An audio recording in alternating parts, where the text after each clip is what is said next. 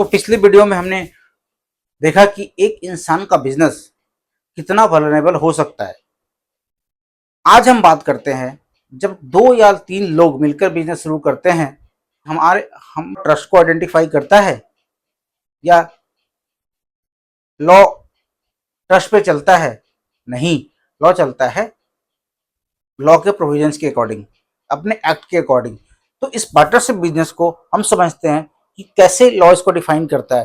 तो partnership business को govern करने के लिए इंडियन पार्टनरशिप एक्ट 1932 है।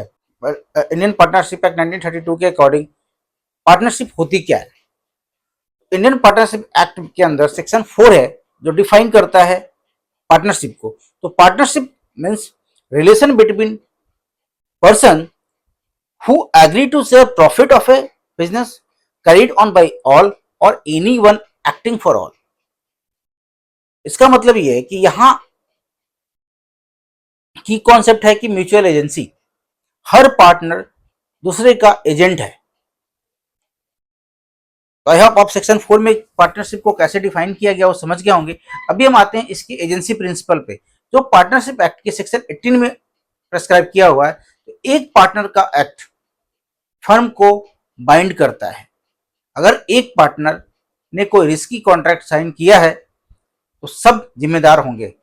ऐसा नहीं है कि जिसने साइन किया वो वही जिम्मेदार होगा, क्योंकि यह इस कॉन्सेप्ट में, इस स्ट्रक्चर में एक partner is acting for all. इसके साथ इसके बाद जो आती है वो है पार्टनरशिप में सबसे important factor joint and several liability, जो पार्टनरशिप एक्ट के सेक्शन 25 में प्रेस्क्राइब किया है। ये सबसे डेंजरस प्रोविजन है। कैसे डेंजरस है मैं आपको बताता हूं।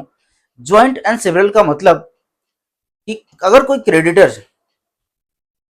का डिफॉल्ट होता है तो क्रेडिटर किसी भी एक पार्टनर का को पूरा पैसा देने के लिए मजबूर कर सकता है। सोचिए, आप 10% के पार्टनर हैं लेकिन 100% की लायबिलिटी आ सकती है। ये कोई थ्योरेटिकल कॉन्सेप्ट नहीं है, दिस इज द लॉ। इसके बाद हम डिस्कस करते हैं कि क्या हम पार्टनरशिप को रजिस्टर कर सकते हैं। तो आप रजिस्टर कर भी सकते हैं और नहीं भी कर सकते। और अगर नहीं किया तो रजिस्ट्रेशन, क्योंकि रजिस्ट्रेशन ऑप्शनल है, अगर नहीं किया तो आपकी फर्म अनरजिस्टर्ड पार्टनरशिप कहलाएगी और वो कोर्ट में सूट फाइल नहीं कर सकती, क्योंकि वो कॉन्ट्रैक्ट को इन्फोर्स नहीं कर सकती। ये लिटिगेशन डिजेबिलिटी है पार्टनरशिप का, इस बिजनेस स्ट्रक्चर का लिटिगेशन डिजेबिलिटी है।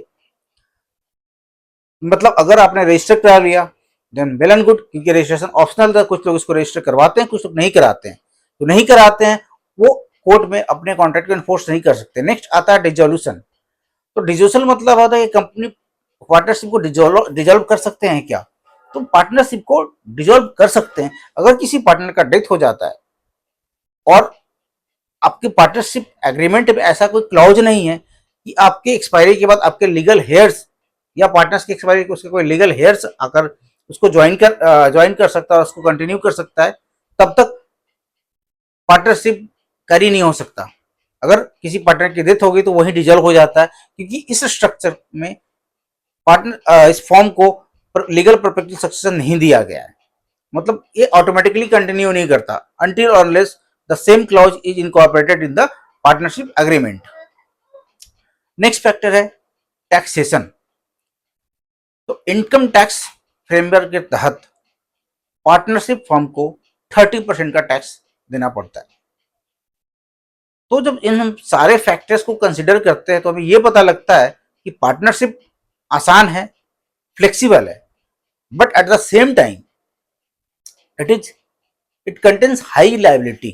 It's impose high liability on the partners and there is a litigation risk, क्योंकि आप सारे पार्टनर्स को एक साथ कंट्रोल नहीं कर सकते। तो यह स्ट्रक्चर सिर्फ स्ट्रॉन्ग ट्रस्ट और कंट्रोल एक्सपोजर के लिए सही है। पार्टनरशिप ट्रस्ट पर चलती है लेकिन लॉ ट्रस्ट पर नहीं चलता। लॉ चलता है अपने प्रोविजंस पे। तो सेक्शन 25 का joint and several liability clause ये कोई मजाक नहीं है। अगर आप पार्टनर हैं तो आप सिर्फ अपने हिस्से के नहीं, पूरे रिस्क के जिम्मेदार हो सकते हैं। तो सवाल ये उठता है, क्या कोई ऐसा स्ट्रक्चर है जहां आप अकेले बिजनेस करें और आपका पर्सनल एसेट भी सिक्योर हो, प्रोटेक्टेड हो। अगले एपिसोड में हम इसको डिकोड करेंगे कि कौन